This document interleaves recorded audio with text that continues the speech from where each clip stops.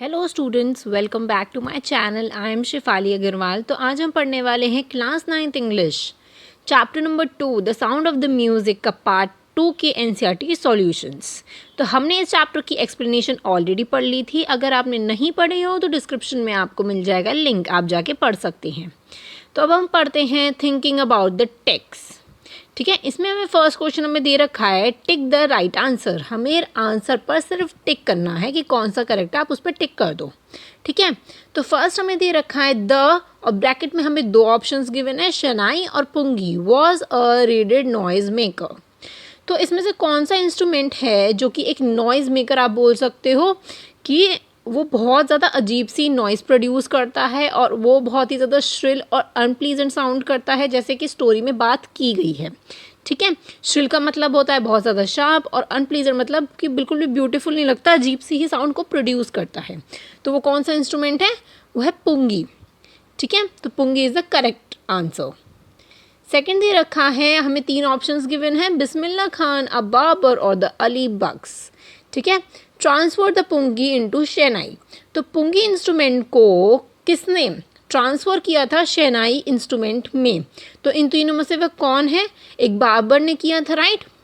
तो आप एक बाबर को कैसे याद रख सकते हो कि शहनाई जो नाम पड़ा था वो एक तो शाही दरबार में वो बजाया गया था पहली बार, और एक बाबर ने, जिसको आप हिंदी में नाई बोलते हो, उसके नाम पर ये शहनाई नाम रखा गया था कि शाही दरबार में बजा और नाई ने इसे बजाया। ठीक है, तो आप ऐसे याद रख सकते हो।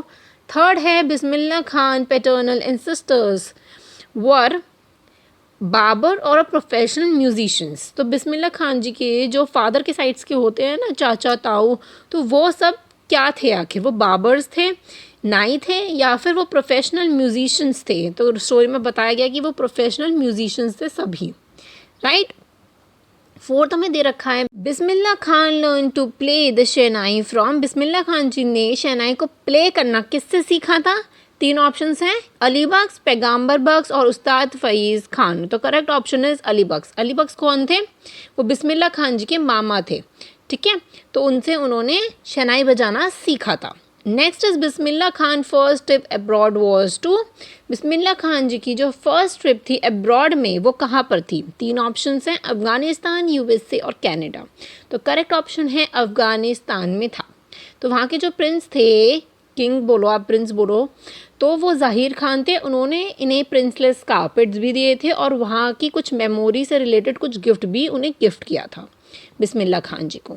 ठीक है, नेक्स्ट क्वेश्चन है हमारा, find the words in the text which show Ustad Bismillah Khan's feelings about the item listed below, then mark right in the correct column, discuss your answer in the class.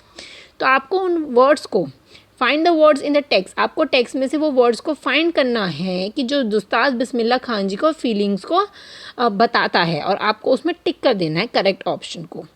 ठीक है, करेक्ट कॉलम में आपको टिक करना है। मतलब क्या है इसका कि बिस्मिल्लाह खान जी की फीलिंग्स दे रखी हैं यहाँ पर। ठीक है, और यहाँ पे लिखा है पॉजिटिव, नेगेटिव और न्यूट्रल की जो फीलिंग्स की बात की है, जितनी भी फीलिंग्स इस स्टोरी में उनकी बात की गई है, आपको ये बताना है कि वो पॉजिटिव है, नेगेटिव है या फिर न्यूट्रल है। फॉर एग्जाम्पल, फर्स्ट हमें दे रखा है टीचिंग चिल्ड्रन म्यूज़िक। उन्होंने बोला था कि बच्चों को म्यूज़िक सिखाओ। ठीक है, तो ये चीज़ तो पॉजिटिव उन्होंने बोली थी, पॉजिटिवली उन्होंने बोली थी, राइट। तो इसलिए आपने पॉजिटिव पे टिक कर दिया। Next is the film world.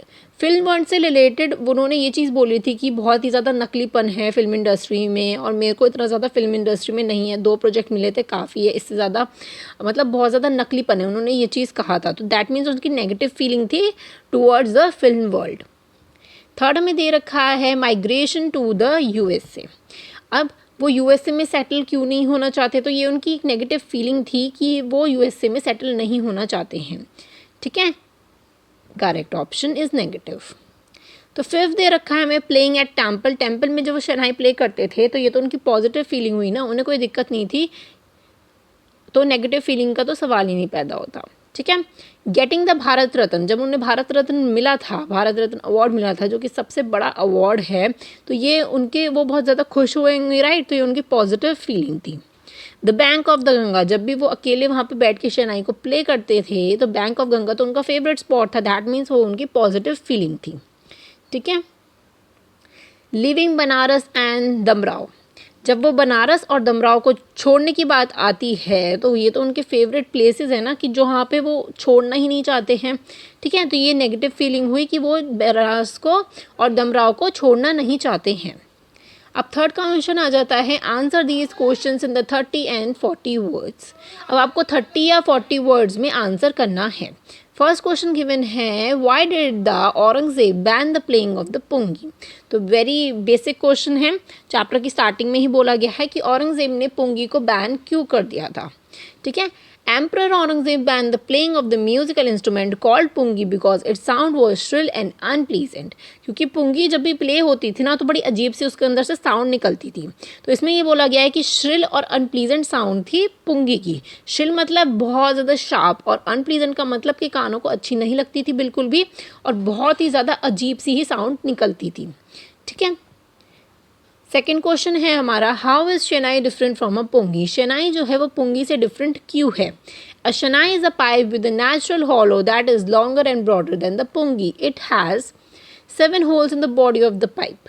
तो शेनाई ना किससे बनी हुई है, एक पाइप से बनी हुई है जिसके अंदर एक होल है।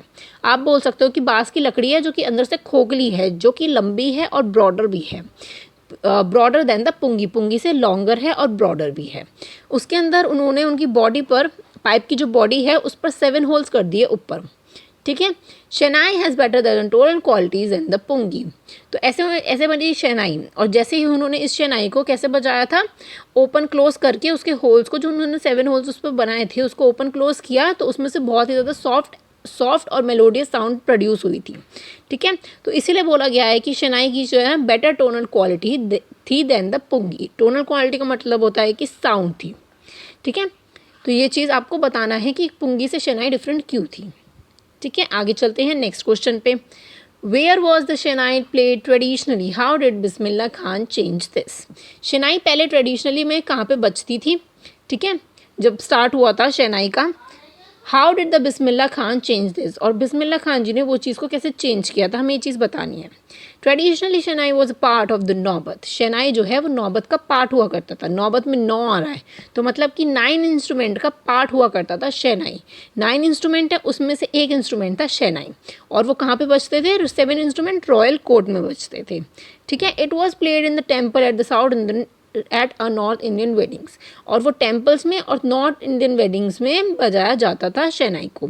ठीक है, credit goes to Bismillah Khan to take instrument on to the classical stage.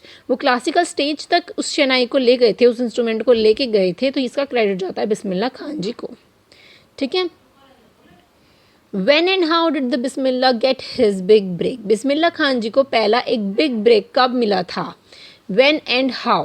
ठीक है, तो आपको बिग ब्रेक मैंने आपको एक्सप्लेनेशन में बताया था कि ये क्वेश्चन ज़रूर आ सकता है एग्जाम में, तो इसीलिए अब आपको इस बारे में अच्छे से पढ़ना है कि फर्स्ट ब्रेक उन्हें कब मिला था। Bismillah Khan got his big break in 1938।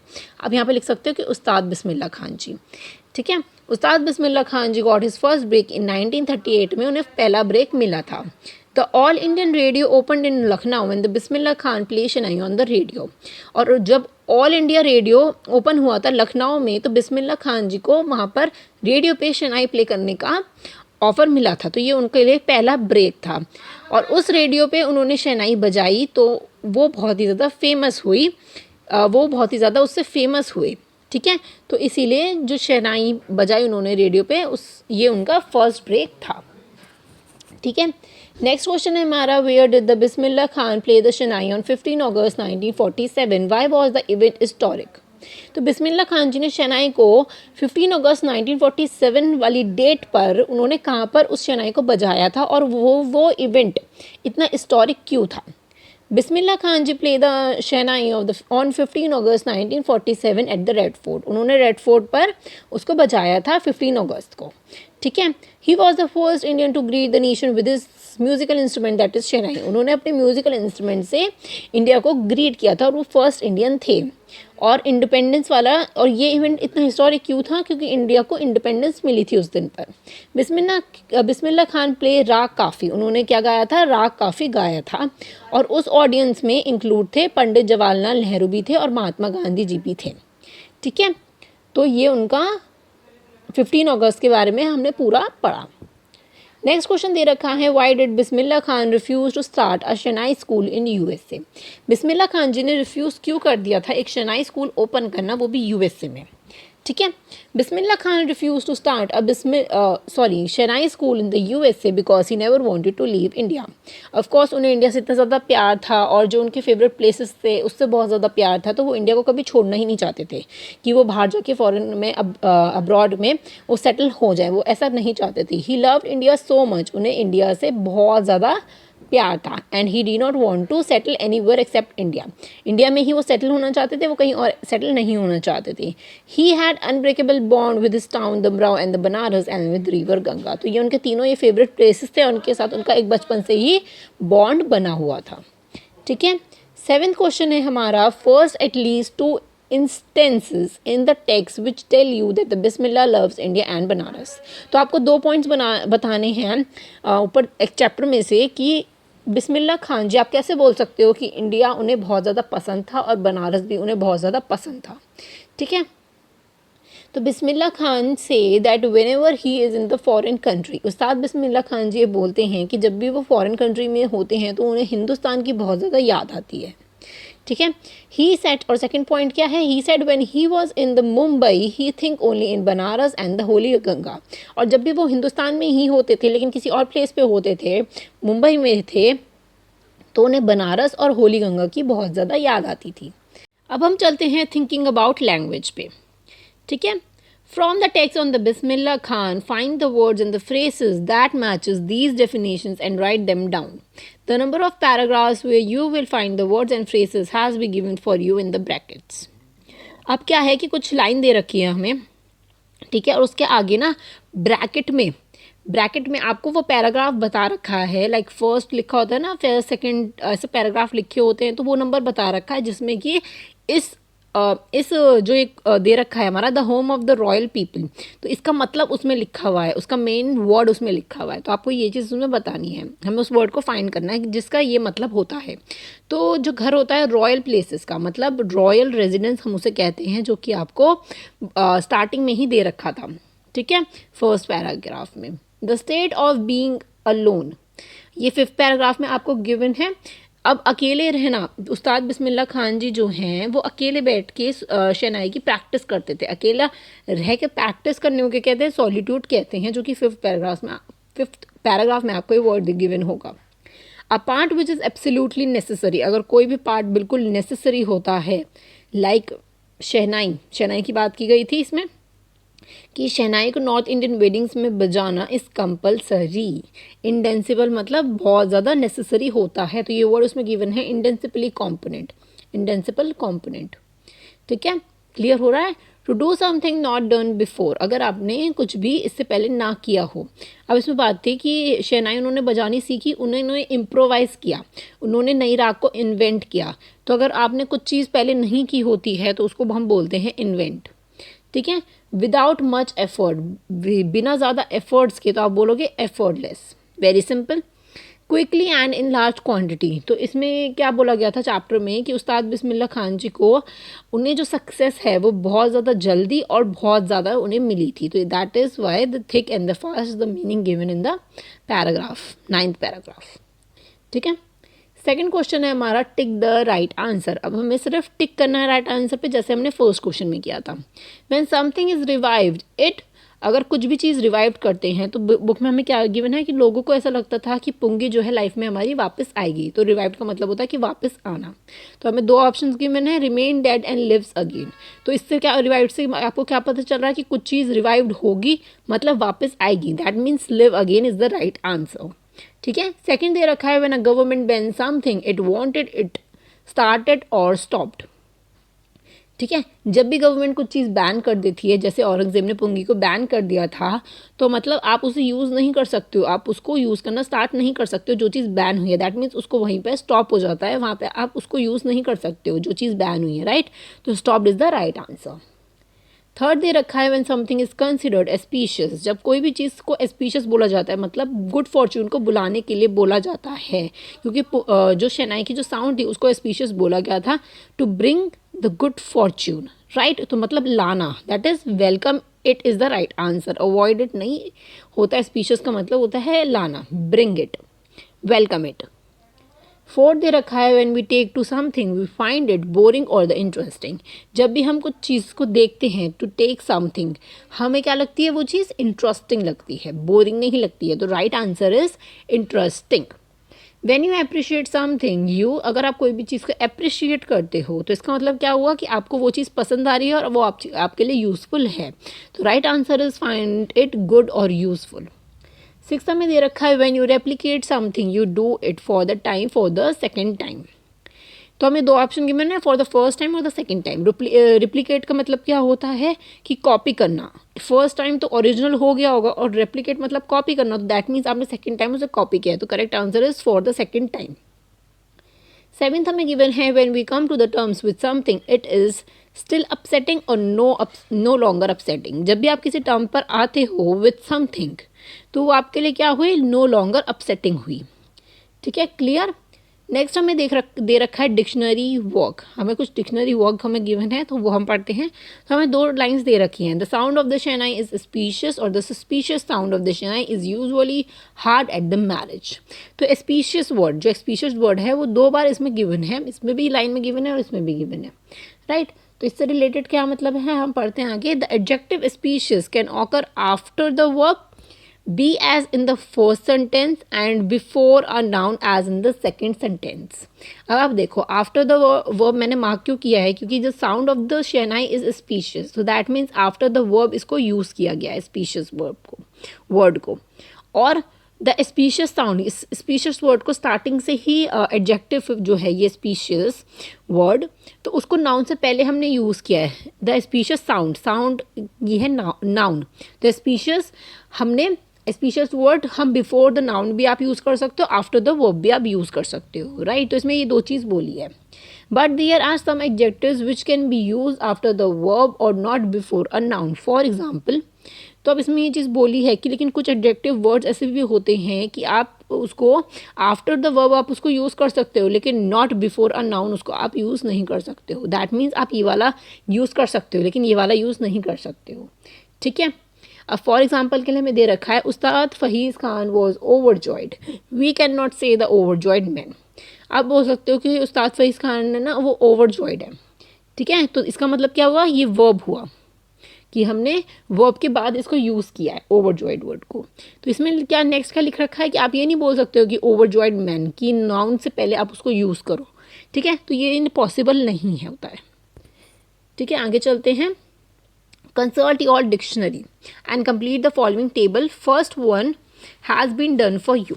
तो आपको डिक्शनरी में चेक करना है एडजेक्टिव के बारे में। जब एडजेक्टिव आप देखोगे डिक्शनरी में वर्ड, तो उसको ना ये डिटेल पूरी निकल आएगी एडजेक्टिव के बारे में, जो कि चीज़ हमने अभी अभी डिस्कस किया कि आप उसको वर्ब के बाद उसको यूज़ कर सकते हो, लेकिन नाउन से पहले आप उसको यूज़ नहीं कर सकते। ये सब कुछ उसमें लिखा होगा। तो आपको एक टेबल गिवन है, कुछ एडजेक्टिव वर्ब दे रखे हैं हमें, एडजेक्टिव्स हमें दे रखे हैं वर्ड जो कि हमें बुक में गिवन है, ठीक है। और आगे इसमें लिख रखा है only before noun, not before noun और both before and after the verb, ठीक है। तो इंडिस्पेंसिबल एग्जाम्पल के तौर पे उन्होंने दे रखा है कि इंडिस्पेंसिबल वर्ड को आप before and after the verb आप इसमें यूज़ कर सकते हो, ठीक है। इम्प्रेस्ड जो वर्ड है, इम्प्रेस्ड मैन आप नहीं लिख सकते हो, तो नॉट बिफोर द नाउन आप इसे यूज़ नहीं कर सकते हो, ठीक है। और उसे आफ्टर द वर्ब आप यूज़ कर सकते हो कि इम्प्रेस्ड मैन और पूरा सेंटेंस, ठीक है ना, कि he is a impressed man और समथिंग, आप इसे कुछ सेंटेंस बना सकते हो। अफ्रेड में भी यही है कि अफ्रेड मैन आप ऐसे नहीं लिख सकते हो, आप लिख सकते हो ही इज़ अफ्रेड, ठीक है। तो ये हो गया आफ्टर द वर्ब। और इसमें भी यही चीज़ गिवन है कि आप वर्ब के बिफोर आफ्टर यूज़ कर सकते हो। सेम आउटडोर के साथ है कि आप ओनली नाउन के बाद ही आप इसको यूज़ कर सकते हो, ओनली बिफोर नाउन। पैटर्नल भी बिफोर नाउन के आप यूज़ कर सकते हो, काउंटलेस भी और प्राइसलेस भी। तो ये चीज़ आप डिक्शनरी पे जाओ एक बार, आपको अच्छे से पूरा एडजेक्टिव क्लियर हो जाएगा, ठीक है। अब राइटिंग सेक्शन बच रहा है हमारा, लास्ट क्वेश्चन है ये। If you work hard and know where you are going you will get there says Evelyn Glennie. Evelyn Glennie ने ये लाइन बोली थी, आपको याद हो तो, कि वर्क हार्ड करते रहो। आपको जहाँ पहुँचने का आपने एक बार ठान लिया होगा, आप वहाँ पर पहुँच जाओगे अगर आप वर्क हार्ड करोगे तो। ये एवलिन ग्लीनी ने ये लाइन बोली थी। तो you have now read about the two musicians. तो आपने इस पूरे चैप्टर में, ये पूरा चैप्टर दो पार्ट में डिवाइडेड था। फर्स्ट इज एवलिन ग्लीनी की स्टोरी थी एंड सेकंड इज उस्ताद बिस्मिल्लाह खान जी की स्टोरी थी। तो आपने दो म्यूजिशियंस की आपने बात की, एवलिन ग्लीनी एंड उस्ताद बिस्मिल्लाह खान। ठीक है। Do you think that they both worked hard, where did they want to go.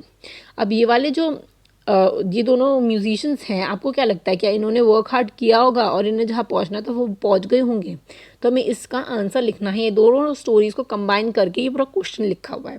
Answer this question in 2 paragraph. हमें 2 पैराग्राफ में इसमें क्वेश्चन करना है कि 1 paragraph for Evelyn Glennie and second paragraph for Ustad Faiz Khan. ठीक है। इन 2 म्यूजिशियंस की हमने बात करनी है, 1 on each of the 2 musicians. Yes they both worked extremely hard. हाँ, उन्होंने बहुत ज़्यादा वर्क हार्ड किया। They wanted to pursue music, और उन्होंने म्यूज़िक को परस्यू किया as their career and achieve heights, और वो उस हाइट पर पहुंच गए जिन पे जो कि उन्होंने सोची होगी। ठीक है। Evelyn Glennie is a motivation to everyone. Evelyn Glennie जो है वो सबके लिए एक मोटिवेशन है।